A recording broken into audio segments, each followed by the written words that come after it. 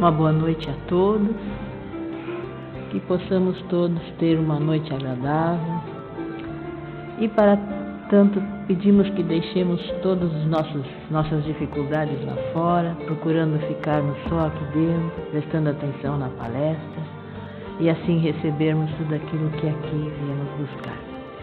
E como sempre fazemos ao início das nossas tarefas, fazemos a nossa prece. Vamos então elevar os nossos pensamentos a Deus, a Jesus, para que nesses breves momentos que aqui estamos, possamos aprender, receber tudo aquilo que aqui todos nós viemos buscar, encarnados e desencarnados, em forma de benesses, de coisas positivas, de tudo, enfim, que todo mundo deseja. E para isso nós te pedimos, Jesus, que nos dês paz, harmonia.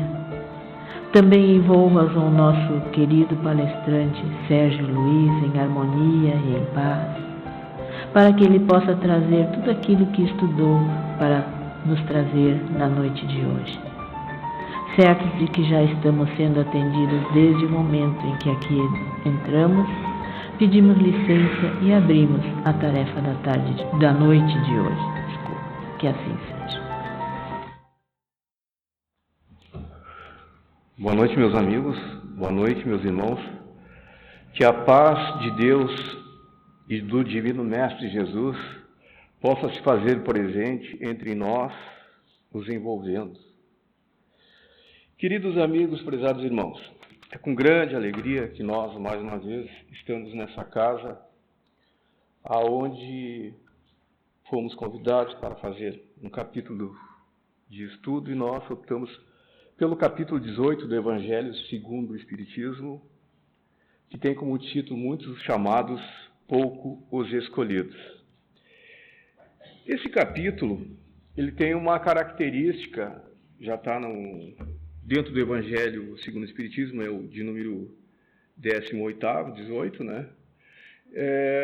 Então, ele já passou da metade, tem uma série de lições e informações que já foram passadas, mas, basicamente, esse capítulo, ele faz, no início dele, alusão a uma passagem, não é?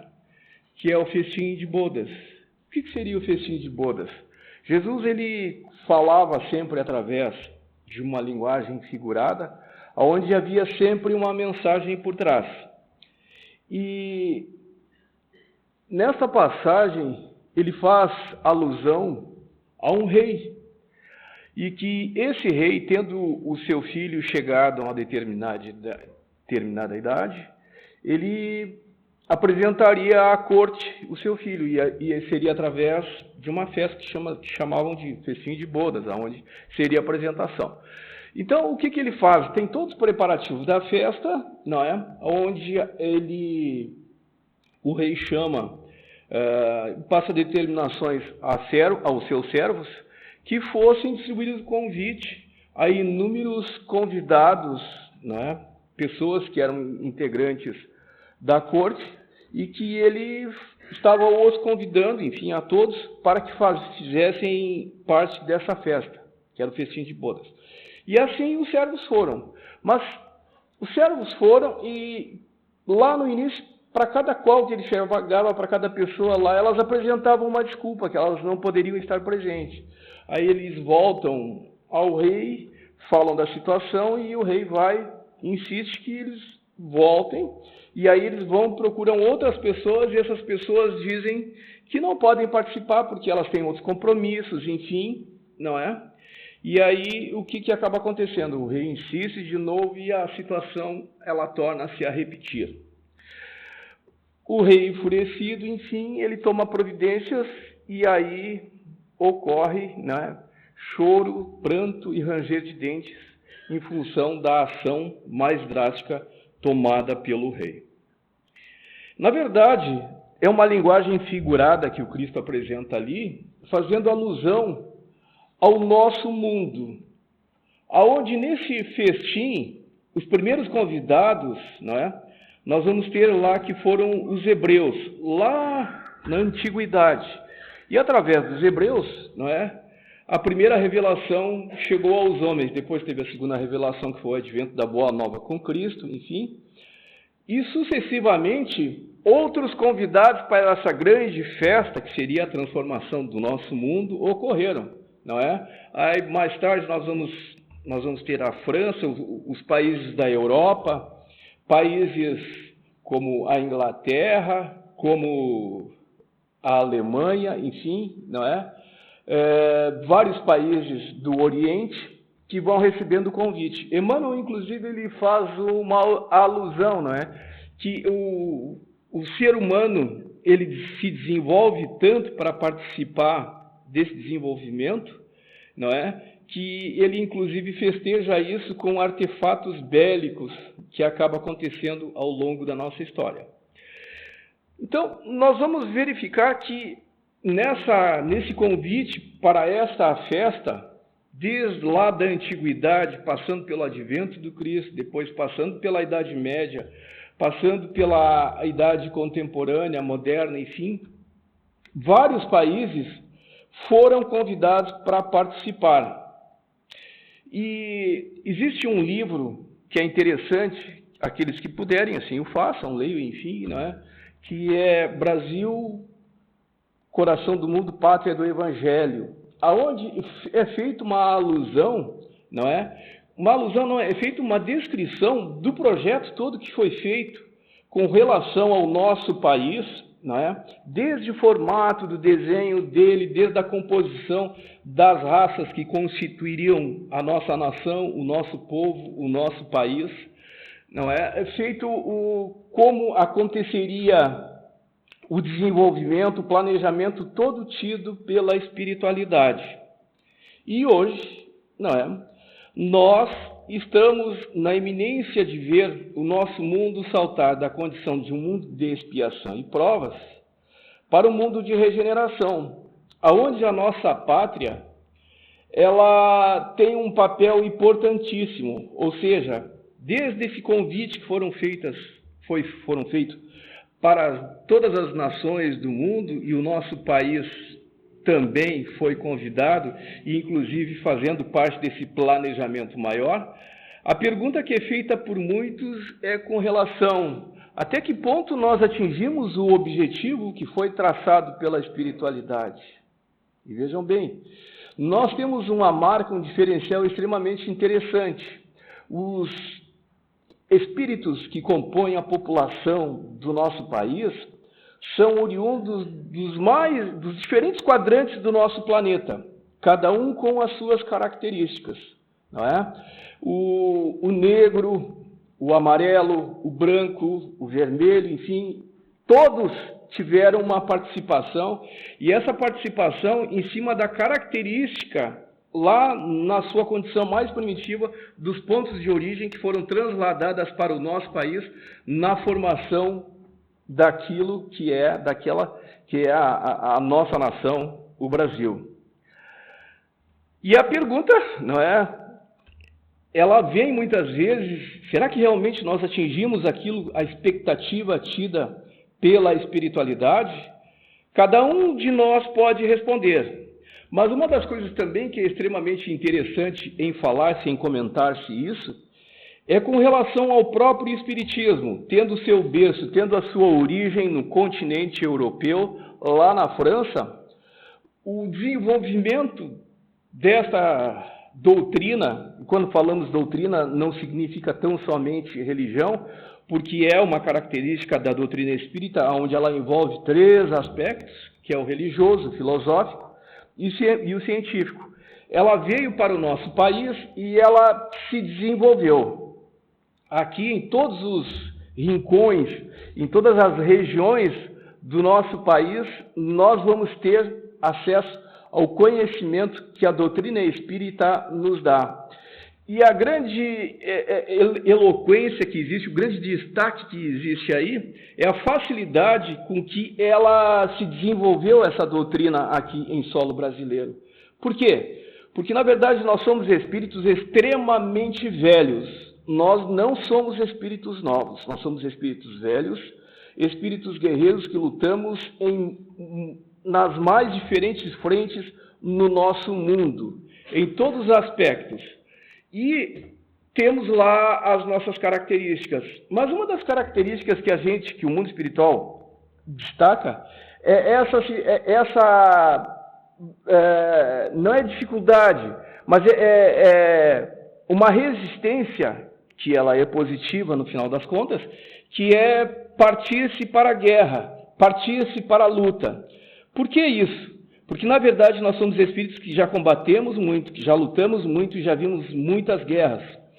E, nesse convite que o Cristo faz, aonde nós somos convidados a pensar nos valores espirituais, nós somos convidados a estudar, nós temos acesso à doutrina espírita e, acima de tudo, nós passamos a conhecer o que realmente somos e quem realmente somos, não é? Ou seja, nós somos seres eternos, somos espíritos com um corpo que hoje nos foi dado para estar aqui, mas que em breve tempo iremos retornar à pátria espiritual. Mas que carregamos dentro de nós arquivos memônicos, aonde nós estamos amarrados a inúmeras situações do passado lá em outros continentes. Então, essa vontade de vencer, de lutar, ou às vezes de ficar guindado, amarrado a valores não tanto quanto positivos, é vez positiva, vez negativa para nós. E por isso que o Espiritismo nos vem e nós o aceitamos com grande facilidade. Por quê? Vejam bem, falar em reencarnação, falar na comunicação com os espíritos e aceitarmos isso de bom grado, sem impor resistência, é algo que já faz parte da natureza, porque nós já ouvimos isto, nós já participamos destas informações que são revividas em nós, porque lá atrás nós compartilhamos já desse tipo de conhecimento, desse tipo de entendimento. Por isso que nós estamos neste país. E nós temos um papel importantíssimo na transformação do nosso mundo, que é a partir da nossa espiritualização, do nosso conhecimento dos valores, do nosso crescimento moral, nós trabalharmos na edificação de um mundo melhor, que certamente não é com derramamento de sangue. Então, lutar, nos voltar aos valores cristãos, ao respeito pelo nosso semelhante, ao amor que nós queremos que tenham conosco, nós sabermos dividir com o nosso semelhante, isto é fundamental para o nosso crescimento, para o nosso entendimento. Então, muitos os chamados, poucos os escolhidos. Nesse capítulo, nós temos um tópico à frente, depois das bodas, que é a porta estreita, que está intimamente relacionado a essa condição com que nós estamos falando agora. O que é essa porta estreita? A porta estreita é realmente as dificuldades com as quais, como nós, espíritos reencarnados, nós iríamos vivenciar. Isso nos foi falado já lá na espiritualidade.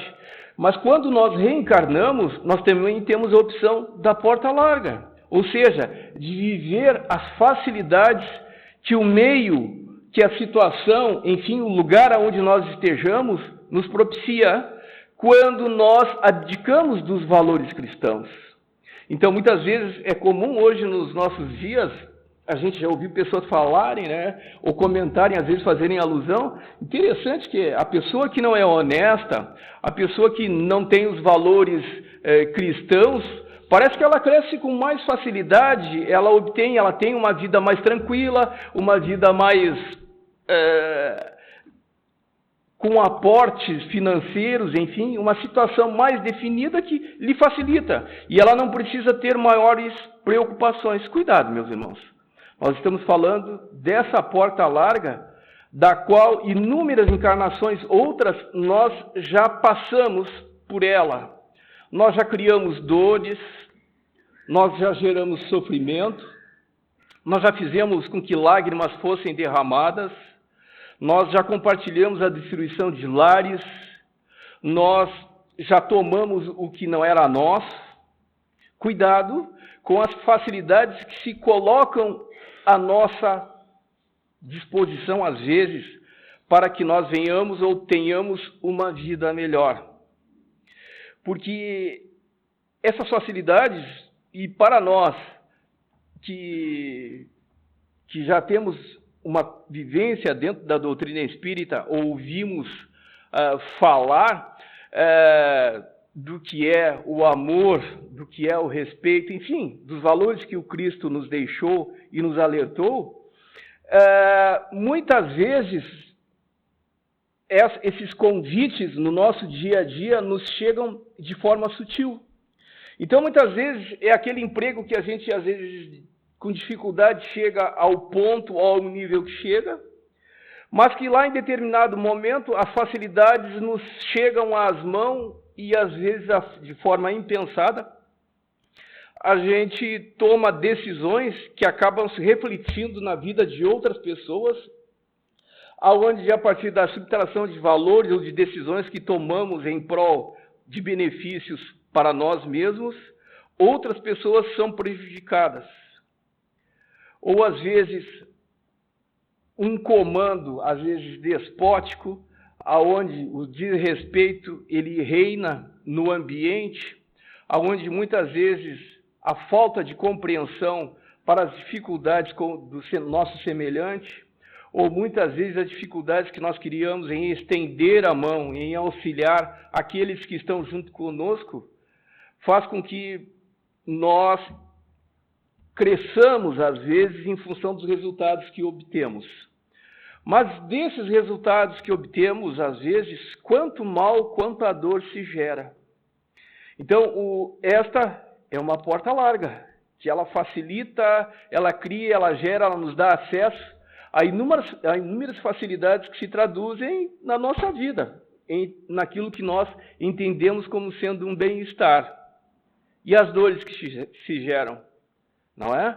Então, o cuidado que nós devemos ter. Então, essa porta estreita, ela é o sinônimo das restrições ou das limitações que muitas vezes nós vamos viver pelas escolhas que nós fizemos, aonde naquele momento, naquele instante ali, nós estamos abrindo mão de situações que teoricamente nos elevariam, mas que criariam circunstâncias de dor. Então, o cuidado, a ideia de lembrar, e aí eu me lembro de um amigo lá atrás, não é? Que ele, José Compertina, me lembro, lá na década de 90, numa sociedade espírita chamada Grupo Espírita Allan Kardec. E aí, toda vez que ele ia tomar uma decisão, ele dizia assim, nos meus passos, o que faria Jesus? Nas nossas decisões, não é? E às vezes a resposta que a gente tem não é aquela que se enquadra muito no momento, num instante, que parece que nos traria benefícios, mas esses benefícios são para quem? E por quanto tempo? E quais são as consequências? Então, é isso que a doutrina vem nos alertar, né, nesse cristianismo redivivo que representa a doutrina espírita. De trabalharmos com a nossa consciência, de sabermos dizer muitas vezes não frente às coisas que parecem fáceis.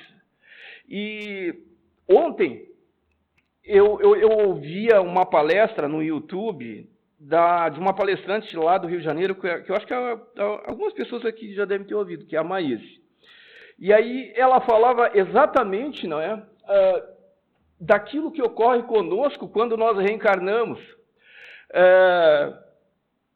A espiritualidade, não é? Nem todos que dizem Senhor, Senhor entrarão no reino dos céus, ou nem todos os espíritos são de Deus.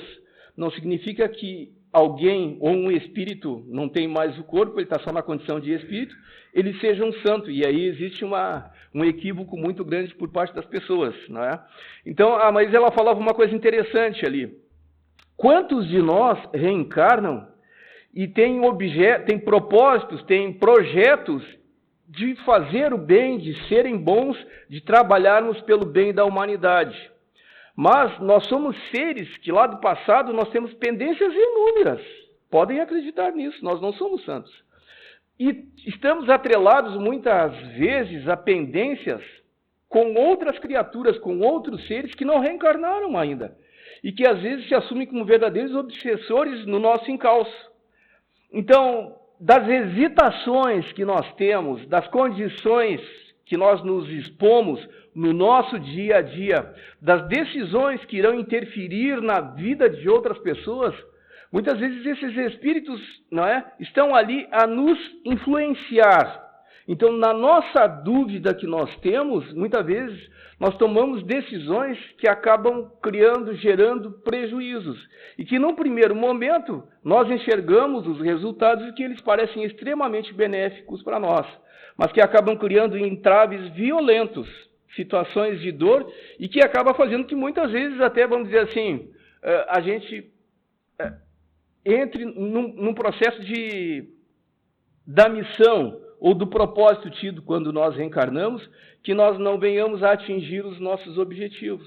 Ou seja, mais uma vez, nós estaremos falindo aos nossos objetivos, que é de crescer, de fazermos o bem e trabalharmos pelo progresso do nosso mundo.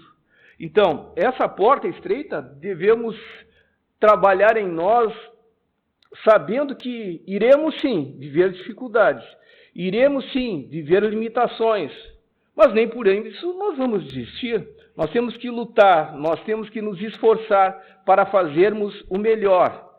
Vez ou outra nós iremos encontrar decepções, tristezas como resultado dessas opções, né, mas que afetarão a nós, às vezes pessoas que nós estimamos, pessoas que nós amamos, e que, em função das escolhas que nós fizemos, elas nos dizem não, muitas vezes nos atacam, gerando tristeza, não é? Às vezes mágoas, e que nós temos que aprender a superar isso. E estando sempre com a nossa consciência tranquila, que estaremos fazendo melhor, que nós estaremos fazendo o certo, que é aquilo que o Cristo dizia, não é? Ama o teu próximo como a ti mesmo, e a Deus sobre todas as coisas. Ou seja, fazendo essa inversão, se eu estivesse no lugar dele, como é que eu me portaria? Como é que eu me sentiria? Não é? Independente daquilo que a criatura em situação oposta a nós esteja fazendo. Isto é que vai gerar o nosso crescimento. Isto é que vai gerar a nossa felicidade.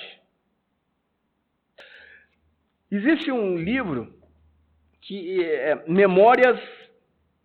Cartas de uma Morta, que na verdade é a mãe do Chico Xavier, através de inúmeras mensagens, ele depois com o tempo reuniram e formaram esse livro.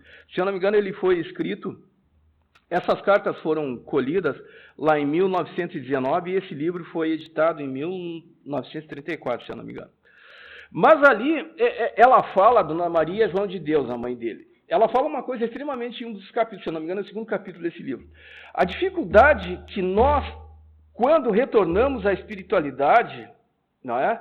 Nos deparamos com a realidade frente ao que nós deveríamos ter feito e o que nós fizemos, dos recursos que foram disponibilizados para nós e que nós não soubemos abraçá-los nem administrá-los, exatamente em função das opções, das escolhas que quando nós encarnados fizemos. Ou seja, nós tínhamos as ferramentas, nós tínhamos as condições. Talvez não fosse como nós, quando encarnados, acharíamos que deveria ser. Mas o mundo espiritual, ou seja, Deus, Papai do Céu, nos colocou esse ferramental à disposição. E é exatamente isso que faz com que a grande maioria, quando desencarna, não consegue se desvencilhar desse plano o qual nós nos encontramos aqui. Não consegue, é muito difícil, não é? Então ficam perambulando, ficam errantes nesse nível aqui. A grande maioria de nós, quando desencarnamos, o certo seria, desencarnou, não é mais o nosso lugar. Nós não precisamos estar mais sujeitos a situações de sofrimento, vendo que o filho, a filha, a esposa, ou eu, ou esse ou aquele, fez ou deixou de fazer. Se foi tomado esse ou aquele bem, se ocorreu esse ou aquele... Não diz mais respeito a nós. Nós saltamos para um outro estágio. em que, na grande maioria das vezes, nós não precisaríamos estar sofrendo. Mas esse sofrimento, ele acaba, vamos dizer assim, se potencializando em função daquilo que nós criamos quando estamos encarnados. Ou seja, nós optamos, na grande maioria de nós, pelo mais fácil, por essa porta larga. E como o nosso mundo é um mundo de expiação e provas, ou seja, para você conseguir, para você crescer, exige trabalho, exige esforço, exige renúncia, exige uma série de características que, acima de tudo, elas redundam em uma situação chamada trabalho, em que a grande maioria de nós muitas vezes quer se esquivar. Nós queremos viver só os resultados, as benesses. E dessa busca ou desse aceite tido por nós, acabam gerando situações de sofrimento que elas não se desmantelam. Elas não deixam de existir, não é? Quando nós estamos ligados ao corpo físico, a nossa relação ela é feita pelos 5 sentidos. E isso, meus queridos, assim, ó, os 5 sentidos, eles traduzem tudo, não é? Nesses 5 sentidos, a gente é aquilo que hoje a ciência, inclusive, ela traduz uma série de conceitos nesse sentido, que é a gente consegue enxergar um objeto, consegue tocá-lo, enfim, através desses 5 sentidos. A gente acha que toda a nossa felicidade é gerada em cima disso. Só que quando desencarna, se perdeu o corpo físico, aí acontece uma outra coisa. Não são os 5 sentidos que vão determinar a percepção nossa com relação ao mundo. São muito mais, são uma quantidade, uma gama muito maior de sentidos. Então, existem narrativas extremamente interessantes com relação a isso, onde o espírito, ou seja, a pessoa morreu, o corpo está sendo conduzido em um ataúde, em um caixão, e ela enxerga as pessoas carregando o seu corpo, e ali do lado. Só que daí ele consegue fazer a leitura de todos aqueles que estão ali, naquele momento, aonde os familiares, ele consegue ler exatamente os sentimentos, às vezes amigos que estão presentes, pessoas que lhe eram próximas, que ele tinha toda a consideração, ele consegue enxergar o tipo de sentimento que cada um tem, e a grande maioria cai numa frustração, numa decepção gigantesca, porque não é nada daquilo que ele tinha, ou sabia, ou entendia. Então, esse tipo de situação, nós não precisamos vivenciar. Mas se nós estamos vivenciando, ou se nós passamos a conviver com isso quando desencarnamos, é porque o nosso estágio, o nosso nível assim determinou. E aí criam-se essas situações de sofrimento desnecessárias. Muitos os chamados, poucos os escolhidos. Na verdade, nós estamos constantemente sendo chamados para viver melhor, mas para viver melhor, nós temos que ser melhor. E esse ser melhor, ele exige de nós um crescimento, acima de tudo, de valores, de sentimento, com relação aos nossos semelhantes, com relação ao mundo com o qual nós estamos convivendo. É crescer, é valorizar o nosso próximo, o nosso semelhante, independente de quem ele seja ou do que ele tenha feito. E deixarmos de condicionar o nosso crescimento ao que o fulano, ciclano, beltrano faz ou deixa de fazer, pensa ou deixa de pensar em relação a nós. Não é. Ele vai ser responsável por aquilo que ele fizer ou deixar de fazer. Como nós somos responsáveis por aquilo que nós fazemos ou deixamos de fazer. E o nosso pensamento, ele é vida. À medida que nós vamos pensando melhor, que nós vamos trabalhando pelo nosso melhor, nós vamos atraindo bons espíritos, nós vamos atraindo espíritos amigos. E aquilo que se dizia alguns minutos atrás, dessa situação que se cria da aproximação de espíritos que muitas vezes nos perseguem, nos influenciando para o mal ou para decisões distorcidas que acabam redundando em sofrimento para nós, se nós trabalharmos, se nós pensarmos, se nós vivermos melhor, nós vamos atrair espíritos melhores, espíritos mais desenvolvidos, que consequentemente não irão interferir de forma negativa na nossa vida, que a partir das preces, da solicitação, do pedido que nós façamos a Deus, eles irão interferir de forma positiva na nossa vida. Kardec fazia uma pergunta, e está lá no Livro dos Espíritos, se os Espíritos interferiam na nossa vida. E a resposta foi imediata pela espiritualidade. A Kardec, lá, em uma das questões aparece, os Espíritos dizem: mais do que vós penseis, constantemente nós somos inspirados.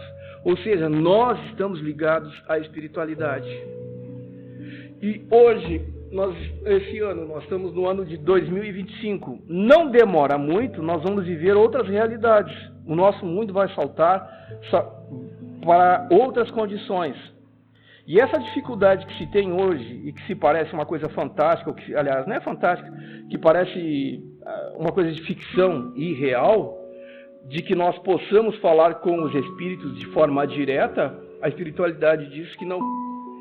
Em breve tempo isso vai se tornar real, muito real. Aonde, como se nós pegássemos, não é, o aparelho, e ali nós conseguíssemos falar diretamente com aqueles nossos entes queridos, com aquelas pessoas que não possuem o corpo físico mais. Nós estamos numa reta de colisão com relação a isso. A ciência vai chegar a isto logo, logo. E não é obra de ficção, não é coisa de... isso aí é bobagem, estão sonhando. As pessoas podem pensar assim. Aí eu lhes digo também, lá na década de 30, se alguém fosse falar do celular, que alguém estivesse falando numa caixinha, lá esse alguém também seria tido como louco, seria taxado de qualquer outra coisa, mas no instante é bem real, ela chegou para nós hoje. Faz parte do nosso dia a dia, não é? A ciência tem coisas hoje que saíram do papel, saíram do imaginável, e elas estão bem próximas da nossa realidade. André Luiz, meu tempo estourou, eu tenho que parar. Ele coloca uma coisa muito interessante, que ele diz assim, os filmes de ficção, na verdade, é como se fosse uma abertura de propostas em que são lançadas ideias de situações, de quadros que a raça humana pode viver. Entenderam? Então, se a gente olhar muito daquilo, pegar uma série de filmes, começar a fazer uma pesquisa, os senhores irão verificar que muitas das coisas que eram hipóteses, que estavam no campo do fantástico, que não poderia acontecer, elas são reais.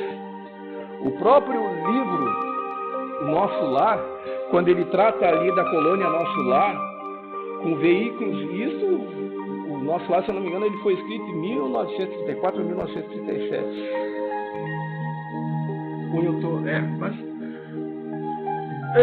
É uma coisa interessante. As ideias que são colocadas, os conceitos, as informações que chegam ali, seriam de coisas surreais, que não poderiam existir, obra de ficção total. Mas, no entanto, não é? Desde a televisão, ela está aí, à nossa disposição. E lá aparecia como obra de ficção, como um instrumento de ficção que jamais nós teríamos. Meus queridos, nós chegamos, eu gostaria sinceramente de poder andar um pouquinho mais, né? Mas a gente quer compartilhar coisas e informações com vocês. No nosso tempo é isso aí, não é? Então, fica o convite para que participem dos trabalhos de estudo da nossa casa, onde tem a chance de conversar, de trocar ideias, dialogar, enfim, e alargar os nossos conceitos, a nossa visão sobre a espiritualidade. Que a paz de Deus esteja nos nossos corações hoje e sempre. E trabalhemos em nós, vibremos em nós, façamos as nossas preces para vencer o momento que ora o nosso mundo vive, tá? Para que possamos transpô-lo em cima da paz, da harmonia. Transpor, nós vamos transpô-los tranquilamente. Mas que depois, no resultado final, todos estejamos juntos, abraçados em um mundo melhor. Que a paz de Deus esteja conosco hoje e sempre, e que assim seja.